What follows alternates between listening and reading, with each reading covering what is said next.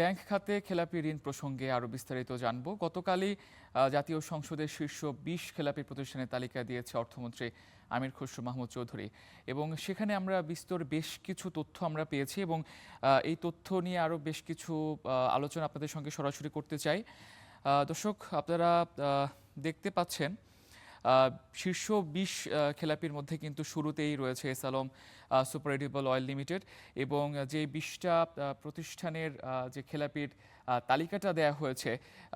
জাতীয় সংসদে উত্থাপন করেছে অর্থমন্ত্রী, সেখানে কিন্তু ২০টি প্রতিষ্ঠানের মধ্যে ১১টি প্রতিষ্ঠানে কিন্তু এস আলমের তালিকাভুক্ত প্রতিষ্ঠান, এবং পরবর্তী যে ১০টা পরবর্তী যে ৫টা প্রতিষ্ঠান দেখতে পাচ্ছেন, সেখানে কিন্তু বাংলাদেশ এক্সপোর্টার ইম্পোর্ট কোম্পানি লিমিটেডও কিন্তু যুক্ত রয়েছে, সাথে গ্লোবাল ট্রেডিং কর্পোরেশন লিমিটেডও যুক্ত রয়েছে, যেমন ইস্পাত লিমিটেডও আছেন এখানে, এবং এসএলএম ট্রেডিং কোম্পানিও সেখানে যুক্ত ছিল। এবং পরবর্তী যদি আরও ৫টা প্রতিষ্ঠানকে দেখি, এখানে কেয়া কসমেটিক্স লিমিটেড যুক্ত রয়েছে, দেশবন্ধু সুগার মিলসও এখানে যুক্ত রয়েছে, এছাড়া পাওয়ার প্যাক মতিয়ারা এবং পাওয়ার প্যাক মতিয়ারার আরেকটা জামালপুরের একটা প্রতিষ্ঠান সেখানে যুক্ত রয়েছে, এবং স্পেসিফিক বাংলাদেশ টেলিকম লিমিটেডও কিন্তু এই তালিকায় যুক্ত রয়েছে। এবং এবং এই এখন পর্যন্ত আমরা ১৫টা প্রতিষ্ঠানের নাম দেখতে পেয়েছি, যে ১৫টা প্রতিষ্ঠান কিন্তু খেলাপি তালিকা একদম শীর্ষের দিকে রয়েছে, এবং আরও ৫টা প্রতিষ্ঠানের তালিকাও কিন্তু প্রকাশ করেছে, অর্থাৎ মোট ২০টা প্রতিষ্ঠানের তালিকা প্রকাশ করেছে গতকাল জাতীয় সংসদে। এবং এখানে আমরা দেখতে পাচ্ছি যে সর্বোচ্চ খেলাপি যে ব্যাংকগুলো রয়েছে, সেখানে কিন্তু শীর্ষ অবস্থানে রয়েছে পদ্মা ব্যাংক, এবং পদ্মা ব্যাংকের খেলাপির হার কিন্তু ৯৪.১৭%, অর্থাৎ এই ব্যাংকটির প্রায় ৯৫% ঋণই কিন্তু খেলাপিতে চলে গিয়েছে, অর্থাৎ এই ব্যাংকের ৯৫% যে অর্থ ছিল ঋণের পর্যায়ে দেওয়া হয়েছিল, এগুলো কিন্তু তারা আর উসুল করতে পারেনি। এরপরেই রয়েছে এবি ব্যাংক, তাদেরও ৮৪%-এর বেশি খেলাপি ঋণ, ন্যাশনাল ব্যাংকের ৭৫%-এর বেশি খেলাপি ঋণ, জনতা ব্যাংকও কিন্তু রয়েছে চতুর্থ অবস্থানে, তাদের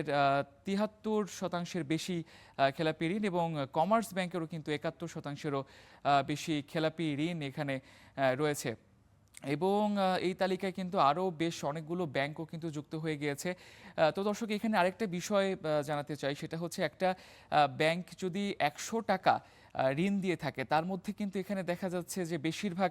ব্যাংকগুলোরই যে খেলাপির হার, সেটা কিন্তু অনেক বেশি, অর্থাৎ ১০০ টাকার মধ্যে কিন্তু প্রায় ৯৫ টাকায় যে ঋণটা দিয়েছে, সেই ঋণের টাকা কিন্তু ব্যাংকগুলো উসুল করতে পারছে না, যে কারণেই কিন্তু ব্যাংকগুলোর যে আর্থিক পরিস্থিতি, এই সংকট আমরা দেখতে পেয়েছি। এবং এখানে যে একীভূত ৫ ব্যাংক রয়েছে, এবং সেই আলোচিত একীভূত ৫ ব্যাংক, যেটা অন্তর্বর্তী সরকারের সময়ে যেই ৫টি ব্যাংকগুলোকে মার্জ করে একটা ব্যাংক করা হয়েছে, সেই ব্যাংকে কিন্তু খেলাপির দিক থেকে সর্বশীর্ষে রয়েছে কিন্তু ফার্স্ট সিকিউরিটি ইসলামী ব্যাংক। তাদের খেলাপির পরিমাণ যদি বলি, ৫৯,৯৮৭ কোটি টাকা, এবং খেলাপির হার হচ্ছে ৯৬%-এরও বেশি। অর্থাৎ দর্শক, আপনাদেরকে এই বিষয়টা একটু যদি আমি সহজভাবে বলতে চাই, ফার্স্ট সিকিউরিটি ইসলামী ব্যাংক যদি ১০০ টাকা ঋণ দিয়ে থাকে, তার মধ্যে কিন্তু ৯৬ টাকার বেশি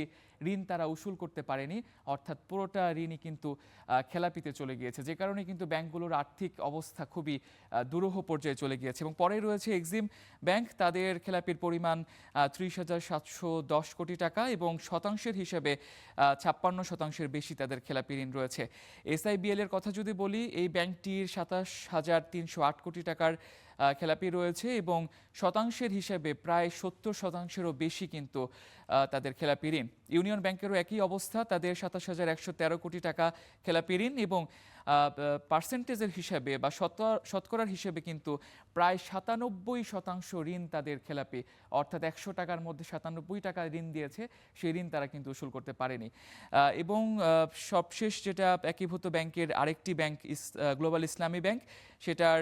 ঋণের পরিমাণ, খেলাপি ঋণের পরিমাণ ১৪ কোটি টাকা, এবং যদি শতাংশের হিসেবে বলি, সেটা কিন্তু ৯৫%-এরও বেশি। অর্থাৎ এই যে একীভূত করা হয়েছিল ৫টি ব্যাংক, যেটা অন্তর্বর্তী সরকারের সময় করা হয়েছিল, এই ৫টি ব্যাংকেরই যে আর্থিক অবস্থা, সেটা আপনারা দেখতেই পাচ্ছেন, তথ্য যেটা প্রকাশ পেয়েছে, সেখানে কিন্তু এই ৫টি ব্যাংকেরই যে খেলাপি ঋণ, সেটার হার কিন্তু অনেক অনেক বেশি, যে কারণে ব্যাংকের ঘুরে দাঁড়ানোর সম্ভাবনা দেখা যায়নি, যে কারণেই কিন্তু এটাকে একীভূত করে সম্মিলিত ইসলামী ব্যাংক করা হয়েছিল। যদিও বা কয়েকটি ব্যাংক থেকে বলা হয়েছিল যে আমরা চেষ্টা করব সেটাকে আবারও প্রতিষ্ঠিত করতে। তবে যেটা আর্থিক খাত সংশ্লিষ্ট যারা বিশেষজ্ঞ রয়েছেন তারা কিন্তু বলছেন যে যাদের খেলাপির হার এত বেশি, যেটা ঘুরে দাঁড়ানো বা নিজে নিজে ঘুরে দাঁড়ানো প্রায় অসম্ভব।